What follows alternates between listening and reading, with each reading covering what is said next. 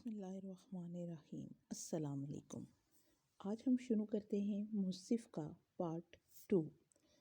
ये ठंडा बेलज़्ज़त खाना खाकर वो कुछ देर सो ही पाई थी कि ठाह की आवाज़ के साथ कमरे के दरवाजे से फुटबॉल ठुकराया। वो हड़बड़ाकर उठ बैठी। बाहर दीवारों पर फुटबॉल मारने की आवाज़ें बराबर आ रही थी। कच्ची नींद टूटी थी। वो बुरा सा मुंह बनाए जमाई रोकते उठी थी। स्लीपर पहने और हाथों से बाल लपेटते दरवाज़ा खोला। उसका और मुसरत का मुश्तरका कमरा दरअसल किचन के साथ मुल्हिका स्टोर रूम था। बहुत छोटा न बहुत बड़ा। अरसा पहले इसे काट कबाड़ से खाली करवाकर इन दोनों को इधर मुंतकिल कर दिया गया था। इसके साथ साथ बाथरूम ना था, इसलिए उनको लॉन्च पार करके गेस्ट बाथरूम को तरफ जाना पड़ता था। बाहर लॉन्च में नाइमा चची के छोटे माज और मोइज फुटबॉल इधर उधर मारते दौड़ते फिर रहे थे। तमीज़ नहीं है तुम लोगों को, देख कर खेला करो। मैं सो रही थी। किचन के खुले दरवाजे पर खड़ी अंदर किसी से बातें करती नाइमा चची फौरन मुड़ी। अब मेरे बच्चे खेलें भी ना, तुम्हारा तो काम ही है सोना, ना दिन देखना ना रात, हर वक्त बिस्तर तोड़ती रहती हो। हाँ तो मेरे बाप के पैसे से ये बिस्तर आए थे, तोड़ूं या फोड़ूं मेरी मर्जी। अब्बा की डेथ से पहले असद चचा तो गालबन बेरोजगार थे ना, वो भी मखमल थी। सारे हिसाब फौरन चुकाकर बेनियाजी से बाथरूम की तरफ चलेगी। इधर नाइमा चची बड़बड़ाती रह गई। मुंह हाथ धोकर उसने अपने सिल्की भूरे बाल दोनों हाथों में समेट कर ऊंचे किए और पोनी टेल बांधी। बहुत ऊंची सी भूरी सी ये पोनी टेल उस पर बहुत अच्छी लगती थी। वो ज़रा भी सर हिलाती तो ऊंची पोनी साथ ही गर्दन के ऊपर झूलती। उसकी आंखें कांच की सी सुनहरी थी और हल्का सा काजल भी इनको धक्का देता था। वो बिलाशुबा घर की सबसे हसीन लड़की थी, इसीलिए तो जलती हैं ये सब। उसे हंसी आ गई। एक नज़र खुद पे डाली। जीन्स के ऊपर खुला सा कुर्ता और गर्दन के गिर्द लिपटा दुपट्टा मफलर की तरह एक पल्लू सामने को लटकता और दूसरा कमर पे गिरता। वो वाकई सबसे मुनफरिद थी। किचन में ताई अम्मा नगेट्स निकालकर मुसरत के सामने रख रही थी, जो बहुत ताबेदारी से एक तरफ चाय का पानी चढ़ाकर दूसरी तरफ कढ़ाई में तेल गर्म कर रही थी। उसमें नज़र पड़ी तो नगेट्स रखते हुए ज़रा लापरवाही से गोया हुई, ये बच्चों के लिए फ्राई कर दो मुसरत, अब हर कोई तो बाहर से मुंह मार कर नहीं आता ना। बजा फरमाया ताई अम्मा, यहाँ तो लोग घर के अंदर ही दूसरों के माल पे मुंह मारते हैं। वो इत्मीनान से कहकर कूलर से पानी का गिलास भरने लगी। ज़बान को संभालो लड़की, तौबा है, हमारी बेटियां तो कभी ऐसे हमारे आगे ना बोलें। आप मुरा मत माने भाभी बेगम, मैं समझा दूंगी। घबरा कर मुसरत ने एक मुल्तजी निगाह मलमल पे डाली। वो कंधे उचकाकर खड़े खड़े पानी पीने लगी। समझा देना बेहतर होगा। इस पे एक तनफरी निगाह डालकर ताई मेहताब बाहर चली गई। नाइमा चची पहले ही बाहर जा चुकी थी। अब मुसरत और मखमल ही किचन में रह गए थे। अब यकीनन बर्तन भी आप ही को धोने होंगे अम्मा। धो भी दो तो क्या है, उनके एहसान कम हैं हम पे। वो मसरूर सी एक एक करके नगेट्स कढ़ाई में डाल रही थी। मखमल ने एक गहरी सांस ली और आस्तीन ने मोड़कर सिंक की तरफ मुतवज्जो हुई। उसे इल्म था कि अगर वो ना करेगी तो मुसरत को ही करना पड़ेगा, और अभी तो उन्होंने रात का खाना भी तैयार करना था। रहने दो बेटा, मैं कर लूँगी, मुझे पता है आप कर लेंगी, मगर मैं भी उन लोगों पे ज़रा एहसान करना चाहती हूँ। वो बर्तन धोकर फारुग हुई तो मुसरत ट्राली भर चुकी थी। मखमल, ये बाहर ले जाओ, सब लॉन में होंगे। वो बिना इत्तेजाज ट्राली घसीटने लगी। लॉन में हर रोज़ शाम की तरह कुर्सियाँ लगी हुई थी। आगा करीम अखबार खोले देख रहे थे। साथ ही ताई मेहताब और नाइमा चची भी बातें कर रही थी। नाइमा चची सबसे छोटे चचा असद की बीवी थी, जो करीब ही बैठे गुफरान चचा से कह रहे थे कि गुफरान चचा और मखमल के अब्बा आगा इब्राहिम जुड़वा भाई थे। आगा करीम इनसे बड़े और असद चचा चारों भाइयों में सबसे छोटे थे। गुफरान चचा की बेगम फिजा चची बरामदे में खड़ी अपनी बेटी को आवाज़ दे रही थी। उसे ट्रॉली लेकर आता देखकर मुस्कुराई। अरे मखमल जान, तुम अकेली रह गई, निदात साहिया सामिया को कह दिया होता, तुम्हारी हेल्प करवा देती। फिजा चची नाइमा और ताई मेहताब की तरह ज़बान की कड़वी ना थी, वो बल्कि इतनी मीठी थी कि जब ये मिठास اپنے لبوں سے دوسرے کے حلق میں اڑیلتی تو وہاں کانٹے اگاتے۔ اٹس اوکے، وہ بھی بس مسکرا کر ٹرالی آگے لے گئی۔ اب کیا کہتی کہ ندا اور سامیہ نے پہلے کون سے کام کیے تھے جو اب کرتی؟ اگر وہ انہیں بلاتی تو وہ فوراً چلی آتی، ایک دو چیزیں پکڑاتی، چولہا جلاتی، باتیں بگاڑتی اور پھر آہستہ سے کھسک جاتی۔ اس کے بعد میں لان میں فضا چچی سب کو ایک ایک چیز یہ چکھے کہ میری سامیہ نے بنائی ہے اور میری ندا کے ہاتھ میں تو ذائقہ ہی بہت ہے کہہ کر پیش کرتی۔ اس پہ مہتاب تائی ان کی تعریف تو نہ کرتی، مگر مسرت اور مخمل کو کاہلی کے وہ تانے ملتے کہ اس سارے قضیے سے بچنے کو مخمل نے کبھی ان دونوں کو بلانے کی غلطی نہ کی تھی، مگر فضا چچی کی یہ میٹھی زبان ہی تھی کہ وہ کبھی ان کو پلٹ کر جواب ہی نہ دے سکی، نہ ہی کچھ چتا سکی تھی۔ وہ موقع ہی نہ دیتی تھی۔ لاؤ لاؤ جلدی کرو، دونوں ماں بیٹی لگتی ہیں، پھر بھی گھنٹہ لگ جاتا ہے۔ تائی آپ کوئی ملازمہ کیوں نہیں رکھ لیتی؟ کم از کم آپ کو ہم ماں بیٹی پہ چلانا تو نہ پڑے گا۔ وہ تیزی سے کہہ کر ٹرالی وہیں چھوڑے واپس چلی گئی۔ سب باتیں چھوڑ کر ادھر ادھر دیکھنے لگے۔ احسان کرنے کا زمانہ ہی نہیں رہا۔ تائی نے ٹرالی اپنی طرف کھینچی کہ آغا کریم نظریں چرا کر پھر سے اخبار میں گم ہو چکے تھے۔ وہ واپس کچن کی طرف آئی تو فواد تیزی سے سیڑھیاں پھلانگتا نیچے آ رہا تھا۔ چائے لگ گئی؟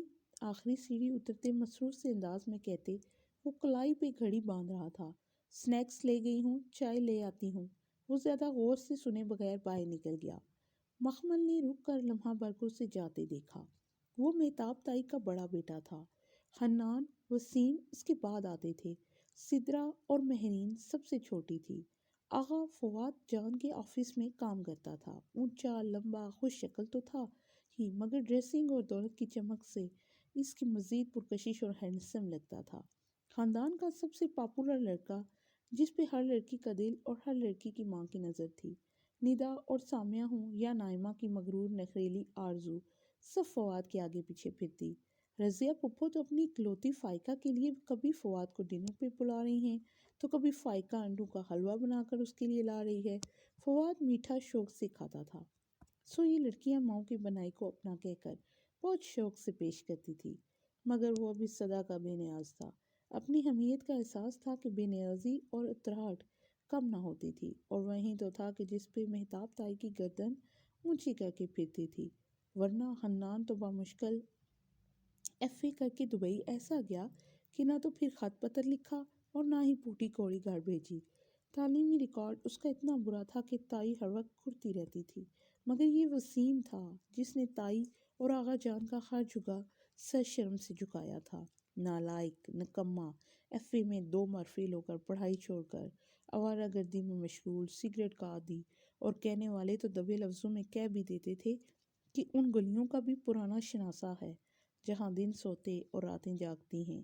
دوسرا، وہ سر چھٹک کر کچن میں آئی تو مسرت جلدی جلدی کپڑے سے سلیب صاف کر رہی تھی۔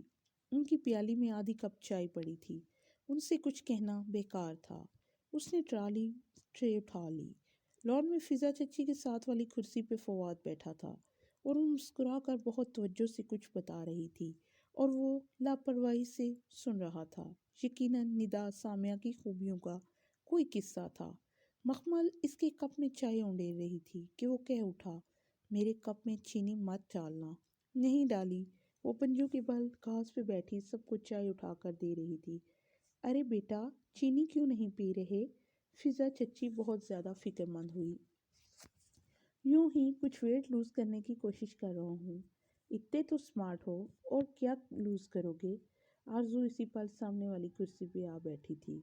اور میری چائے میں آدھا چمچہ چینی۔ مخمل، وہ فواد کے سامنے بالکل ٹانگ پہ ٹانگ چڑھا کر بیٹھی تھی۔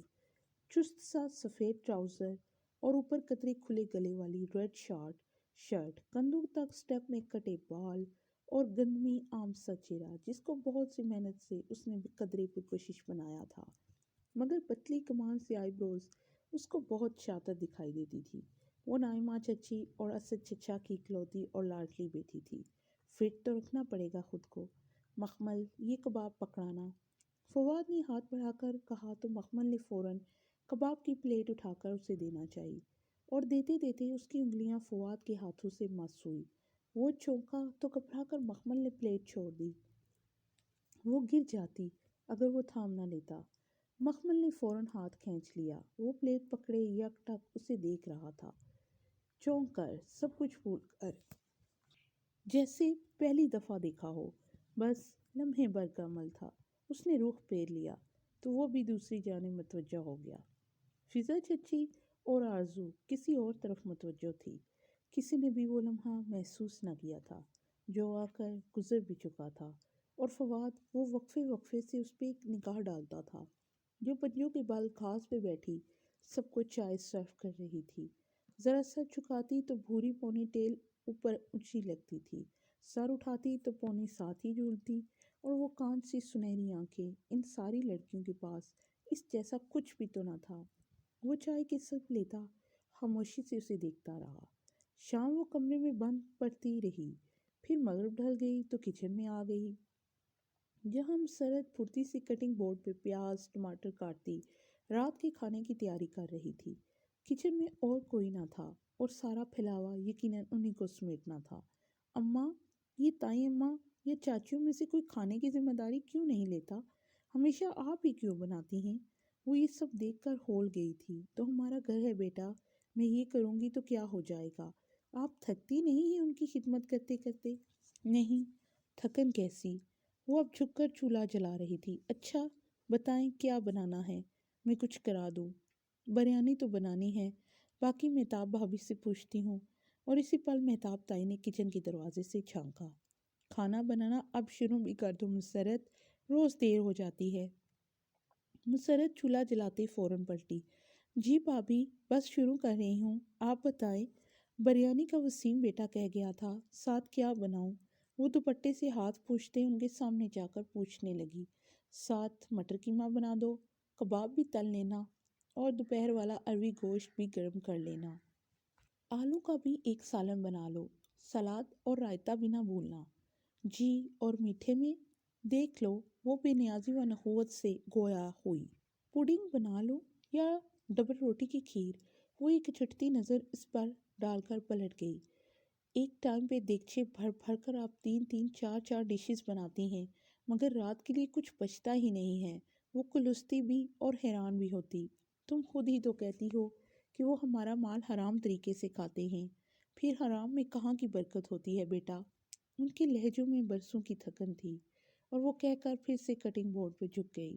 وہ بالکل چپ سی ہو گئی۔ واقعی کیوں یہاں دیگچے کے دیگچے ایک وقت کے کھانے پہ ختم ہو جاتے تھے؟ اس نے تو کبھی اس پہلو پہ سوچا ہی نہیں تھا۔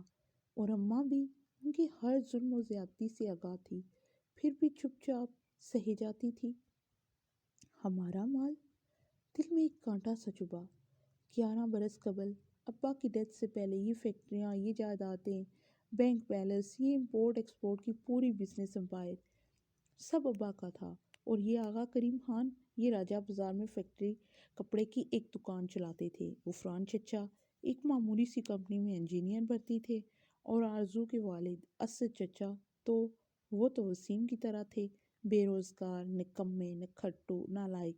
پھر کیسے ابا کے چلم کے بعد وہ اپنے اپنے کرائے کے گھر خالی کر کے باری باری ادھر آ بسے۔ یہ آغا ابراہیم کا گھر آغا ہاؤس 3 منزلہ عالی شان محل نما کوٹھی تھی۔ نچلی منزل پہ آغا جان کی فیملی نے بسیرا جمایا، بلائی پہ فضہ چچی نے، اور سب سے اوپری منزل پہ اسد چچا کی فیملی کا قبضہ تھا۔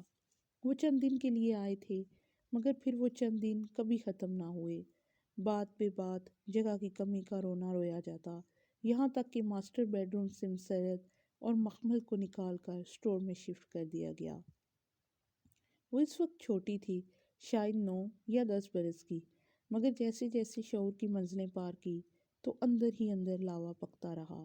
اب تو عرصہ ہوا اس نے دبنا چھوڑ دیا تھا۔ گھر کے مردوں کے سامنے تو خیر وہ زبان بند ہی رکھتی، مگر تائی اور چچیوں سے برابر کا مقابلہ کرتی، اور کزنس کو تو وہ کسی کھاتے میں نہ لاتی تھی۔ لیکن اس زبان چلانے کے باعث اس پہ سختیاں بڑھتی گئی۔ وہ محض زبان سے جواب دے سکتی تھی، مگر تائی اماں وغیرہ دوسرے حربے بھی استعمال کرتے۔ جب سے اس نے اپنے ذاتی جیب خرچ کے لیے ایک دوست کے والد کی اکیڈمی میں ٹیوشنز دینا شروع کی تھی، ان کو گھر سے واپسی پر دیر ہو جاتی تھی، نتیجتاً یا قصداً اس کے لیے دوپہر کا کھانا نہ رکھا جاتا۔ ایک دفعہ اماں ایک روٹی اور سالن کی پلیٹ بچا کر کمرے میں لے گئی، مگر تائی مہتاب کی نگاہ پڑ گئی اور گھر میں بھونچال آ گیا۔ وہ باتیں سنائی مسرت کو کہ ایسے ایسے چوری کے الزامات و القابات سے نوازا کہ مسرت پھر کبھی کس کے لیے بچا ہوا کھانا کمرے میں نہ رکھ سکی۔ شاید تائی یہ سب اس لیے کرتی تھی کہ وہ ٹیوشن چھوڑ دے اور جو 1500 روپیہ سے ٹیوشن سے ملتا ہے وہ اسے نہ ملا کرے، اور ٹیوشن کی اجازت بھی تو کتنی منتوں سے اسے ملی تھی۔ جب سب کے سامنے ہی اس نے پوچھ لیا تو شروع میں تو کوئی سب ہی اکھڑ گئے، لیکن اس کا فکرہ کہ ٹھیک ہے آج 1 تاریخ ہے، لائیے آغا جان میری پاکٹ منی نکالیے، مگر وہ اتنی ہی ہو جتنی سدرا اور مہرین باجی کو ملتی ہے، کیونکہ اگر مجھے پاکٹ منی نہ ملی تو میں سدرا اور مہرین کے ہر اچھے اور ہر مہنگے جوڑے کو آگ لگا دوں گی۔ وہ پہلی دفعہ اتنی جنونی ہو کر بولی تھی کہ مزید 10 منٹ کی بحث کے بعد اسے اجازت مل ہی گئی تھی، اور ابھی جو اماں نے یاد دلایا کہ وہ لوگ ان کا مال کھاتے ہیں تو وہ یہ سوچے بغیر نہ رہ سکی کہ کچھ ایسا ضرور ہے کہ آغا جان اس 20 سالہ لڑکی سے خائف ہیں۔ اگر کبھی جو وہ اپنا حصہ مانگنے کھڑی ہو جائے تو کیا ان کا کیس اتنا کمزور ہے کہ وہ عدالت کا فیصلہ اپنے حق میں نہ کرا سکیں گے اور انہیں ہر چیز مخمل کے حوالے کرنی پڑے گی؟ اور کیا وہ 20 سالہ لڑکی اتنی باہمت ہے کہ وہ ان سب کو، ان شطرنج کے اتنے ماہر اور 4 باز کھلاڑیوں کو اپنی انگلیوں پہ نچا سکے؟ جواب ایک زوردار نہیں تھا۔ وہ کبھی بھی ان کے خلاف اٹھ کھڑی نہیں ہو سکتی تھی، لیکن اگر کبھی اس کے ہاتھ ان کی کوئی کمزوری لگ جائے، کوئی دکھتی رگ جسے دبا کر وہ اپنے سارے حساب چکتا کرے تو کتنا مزہ آئے، مگر ایسی کیا دکھتی رگ ہو سکتی ہے ان کی؟ بات سنو۔ مہتاب تائی نے پھر سے کچن میں جھانکا تو وہ اپنے خیالات کی بہکتی روح سے چونکی۔ فواد کہہ رہا ہے کہ میٹھے میں چاکلیٹ سوفلے ہونا چاہیے۔ یوں کرو ابھی ساتھ ساتھ شروع کر دو، اور ہاں کوئی کمی نہیں ہونی چاہیے۔ بہت عرصے کے بعد میرے بیٹے نے کسی خاص میٹھے کی فرمائش کی ہے، بہت مان، فخر اور تنبیہ بھرے انداز میں کہہ کر وہ پلٹ گئی، اور مخمل کے ذہن کی بھٹکتی روح اسی ایک نقطے پہ منجمد ہو گئی۔ میرا بیٹا، میرا بیٹا۔ تو آغا جان اور تائی کی کمزوری، دکھتی رگ اور ترک کا پتہ، سب کچھ فواد ہی تھا۔ اور اگر جو یہ دکھتی رگ اس کی انگلی تلے آ جائے تو؟ مخمل، یہ لو آلو کاٹ دو، میرا خیال ہے آلو انڈے بھی بنا لیتے ہیں، سب شوق سے کھاتے ہیں۔ وہ سوچ میں گم ان کے قریب آئی اور آلو چھیلنے لگی۔ مسرت نے بریانی مسالہ بنایا، قیمے مٹر بھی پکنے کے قریب تھے، مخمل نے شامی کباب تلے، پھر انڈے آلو کا سالن، سلاد، رائتا سب بنا چکی تو مسرت روٹی پکانے لگی۔ فواد کے لیے سوفلے بنا کر فریج میں رکھ دیا تھا نا؟ جی اماں، آپ فکر ہی نہ کریں، وہ مسکرا کر بولی۔ اسی شام لان میں فواد کا خود کو چونک کر دیکھنا اور لمحے بھر کو محبوط ہو جانا یاد آیا تھا۔ جو غلطی خاندان کی ساری لڑکیاں کرتی تھی وہ مخمل کو نہیں دہرانی تھی، اسے اپنی اہمیت نہیں گنوانی تھی۔ اس نے فیصلہ کر لیا تھا۔ ذرا دیر کو وہ ہاتھ روک کر مسرت سے نظر بچا کر بائیں لاؤنج میں گئی، جہاں تمام لڑکیاں اس وقت بیٹھی ٹی وی دیکھ رہی تھی۔ آرزو اسی چست لباس پہ ٹانگ رکھے بیٹھی تھی۔ فواد کی بہنیں سدرا اور مہرین بھی قریبی تھی۔ سدرا 24 برس کی بہت عام شکل کی لڑکی تھی۔ اس کمی کو پورا کرنے کے لیے خوب سارا میک اپ اور جیولری گھر میں بھی زیب تن کیے رکھتی تھی۔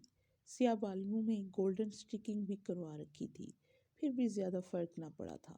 23 سالہ مہرین کا البتہ قد چھوٹا تھا، کافی چھوٹا، اور بال بے حد گھنگریالے۔ وہ سارا دن اپنے بال سیدھا کرنے یا قد لمبے کرنے کے ٹوٹکے آزماتی رہتی۔ نقش اس کے سدرا کی نسبت بہت بہتر تھے۔ فضا چچے کی ندا اور سامیہ میں سے ندا بڑی تھی اور سامیہ چھوٹی، مگر سامیہ اپنے بے حد لمبے قد کے باعث بڑی لگتی تھی۔ مہرین اس سے اسی باعث خار کھاتی تھی، اور سامیہ بھی ماں کی طرح میٹھی میٹھی باتوں میں سارا دن مہرین کو مزید احساس دلا رہتی۔ ندا کی شکل ذرا اچھی تھی، سانولی رنگت پر بڑی بڑی آنکھیں اسے قدرے ممتاز بناتی تھی اور تبھی آرزو اس کو ناپسند کرتی تھی۔ شاید وہ جانتی تھی کہ فواد کے لیے اس کے مقابلے پہ سامیہ کمزور جبکہ ندا ایک مضبوط امیدوار تھی۔ فواد کی بہنیں اور سدرا مہرین تو بی اے کر کے ہی پڑھائی چھوڑ چکی تھی، جبکہ 22 سالہ سامیہ، 23 سالہ ندا بی اے کرنے کالج اور 23 سالہ آرزو ماسٹرز کے لیے یونیورسٹی جاتی تھی۔ آرزو مر مر کر پاس ہونے والوں میں سے تھی۔ اس کی یونیورسٹی پہنچ جانے کی بڑی وجہ آغا جان کی سفارشیں تھیں۔ یہ سفارشیں سدرا اور مہرین کے وقت بھی کام آ جاتی اگر جو انہیں پڑھنے کا رتی پر بھی شوق ہوتا۔ بات سنیں، اس نے بظاہر اجلت میں سب کو مخاطب کیا، رات کھانے کے لیے سوفلے بنانا ہے، آپ لوگوں میں سے کوئی ہیلپ کرائے گا؟ نہیں۔ آرزو نے ریموٹ سے چینل بدلتے اسے دیکھنا بھی گوارا نہیں کیا۔ ندا اپنے ناخنوں پر سے کیوٹکس کھرچ رہی تھی۔ لمبی سی سانبیا فوراً فون کی طرف متوجہ ہو گئی۔ مہرین نے چہرے کے آگے رسالہ کر لیا اور سدرا بہت انماق سے اس وقت ٹی وی دیکھنے لگی۔ چلیں